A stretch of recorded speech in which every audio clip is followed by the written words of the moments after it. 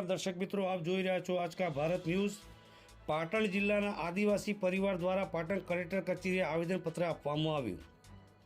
આજ રોજ પાટણ કલેક્ટરશ્રીને ગરવી ગુજરાત આદિવાસી ભીલ સમાજ સેવા ટ્રસ્ટ અને એકલવ્ય જન સેવા ટ્રસ્ટના લેટર પેડ પર પાટણ જિલ્લાના રાધનપુર, સમી, સાતરપુર, સિદ્ધપુર, હારીજ, પાટણ, સરસ્વતી, સિદ્ધપુર, ચાણસ્મા વગેરે તાલુકાના આગેવાનો શ્રીઓએ અને સમાજના સામાજિક કાર્યકરો મિત્રો દ્વારા આવેદનપત્ર પાટણ કલેક્ટરશ્રીને આપવામાં આવ્યું હતું।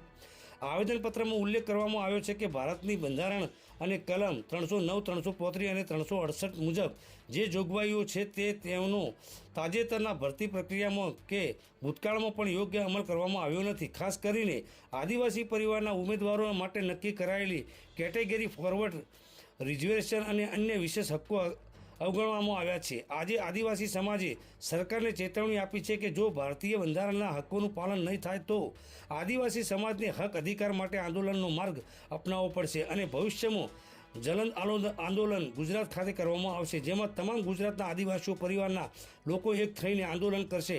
આવેદનપત્રમાં 18/5/2023ના રોજ બહાર પાડવામાં આવેલા જીએડીના નોટિફિકેશન ભરતીના આદેશમાં કલમ 355ની જોગવાઈઓને અવગણવામાં આવી હોવાનું દર્શાવી તાત્કાલિક સુધારા કરવાની માંગણી કરવામાં આવી હતી। જે સમાજના પ્રતિનિધિઓએ સ્પષ્ટ કહ્યું કે અમે અમારા બંધારણીય હક્કો માટે લડત આપવી પડશે તો આપીશું, તો પણ આપશું, પરંતુ ભરતીમાં અમારો હક છીનવાય ને કદાપી સહન નહીં કરીએ। સરકારે તાત્કાલિક કાર્યવાહી કરી અને આદિવાસી પરિવારના ઉમેદવારોને તેમના બંધારણીય વ્યાજબી હક્કો આપવાની માંગણી કરવામાં આવી હતી, જેમાં આદિવાસી સમાજના આગેવાનો સુનિલ રાણા, વિશાળદેવ ભીલ, કેટી ભીલ, મફતલાલ કે ભીલ, બાબુલાલ ભીલ, ગોવિંદ ભીલ, દિનેશભાઈ ગોવિંદભાઈ ભીલ, જયેશભાઈ ભીલ, દશરથભાઈ ભીલ, કિશનભાઈ ભીલ, નારાયણભાઈ ભીલ, નવીનભાઈ ભીલ, નાગરભાઈ ભીલ, તુલસીભાઈ ભીલ, સુરેશભાઈ ભીલ, ચેતનભાઈ રાણા, સંજયભાઈ રાણા, નટવરલાલ ભીલ, વિનોદભાઈ, ધનંજીભાઈ, અશ્વિનભાઈ, અશોકભાઈ ભીલ, વિજય ભીલ વગેરે સામાજિક આગેવાનો અને સામાજિક કાર્યકરો મિત્રો ખૂબ મોટી સંખ્યામાં આવેદનપત્ર આપવામાં હાજર રહ્યા હતા। સરકારમાં ઉગ્ર રજૂઆત કરી હતી। MD Iqbal Shah, Aajka Bharat news, Patan. आदिवासी एक समान, हमारा अधिकार हमने बचाओ, हमारा अधिकार हमने बचाओ, लेकर रहेंगे, हम हमारा अधिकार मांगते, हम हमारा अधिकार मांगते, नहीं किसी से भीख मांगते, हम हमारा अधिकार मांगते, नहीं किसी से भीख मांगते।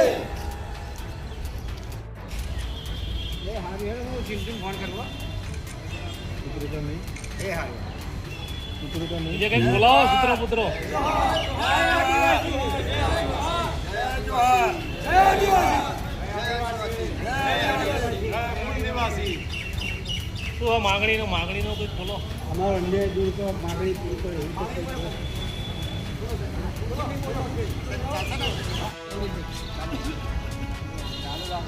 हमें हमारा अधिकार दो, अधिकार दो, अधिकार दो, हमें हमारा अधिकार दो, लेकर रहेंगे, लेकर रहेंगे, अधिकार रहेंगे, लेकर रहेंगे, लेकर रहेंगे, अधिकार लेकर रहेंगे, लेकर रहेंगे, अधिकार। આજે અમે પાટણ જિલ્લાના તમામ તાલુકામાંથી દરેક જગ્યાના આગેવાનો અહીંયા ભેગા થયા છીએ। અમારું આવેદન આપવા માટે પાટણ શહેર કલેક્ટરના માધ્યમથી અમે માનનીય મુખ્યમંત્રીશ્રીને આ આવેદન આપીએ છીએ।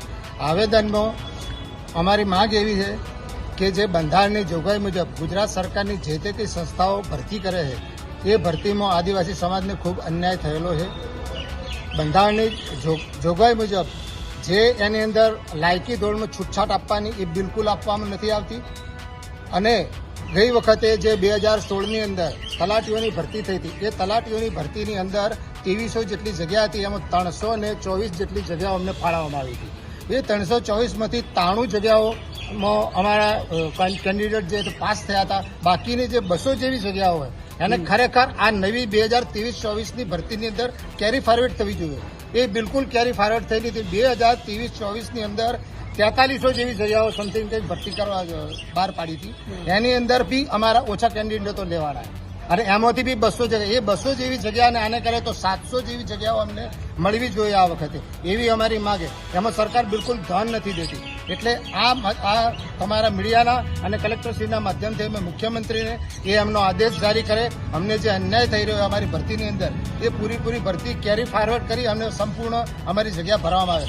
બીજું, બંધારણની અંદર જે જોગવાઈ કરેલી લાયકીના ધોરણોમાં છૂટછાટ, આ શબ્દને શિખર કેવી રીતે એ લોકો જો અર્થઘટન કરે છે, એ એમનું મેરિટ એ જે કંઈ બનાવતા હોય, અમને જે છૂટછાટના જે તે કંઈ અધિકારો આપવામાં આવેલા છે, બંધારણની જે તે કંઈ જોગવાઈ કરવાની આવેલી, એ જોગવાઈની અનુસાર સરકાર બિલકુલ ચાલતી નથી. અને સરકારની જે સંસ્થાઓ હોય, ચાહે ગૌણ સેવા પ્રતિમંડળ હોય, ચાહે પોલીસ આયોગ હોય, એ કોઈ અને જીએડીના જે લેટરો હોય, સરકારની જે બંધારણની જોગવાઈ એ પ્રમાણે ચાલતી નહીં, એ અમારી માંગ છે. અને એ આવનાર ભરતીમાં જે પોલીસની જે થઈ છે 30 દિવસ પછી એનું રિઝલ્ટ આવવાનું હોય, એ રિઝલ્ટને સરકાર જલ્દીથી જલ્દી આ પગલાં લે. અને જો નહીં લે તો અમે આખા ગુજરાતની અંદર આદિવાસી સમાજ જો રોડ ઉપર આવીશું અને જલદ આંદોલનની અમે ચીમકી આપીએ છીએ, અને એની જવાબદાર સરકાર પોતે રહેશે. બસ આટલું જ અમારી માંગ છે. જાતિના દાખલા માટે મારું નામ વિશાળદેવ જયસંગી, પાટણનો છું.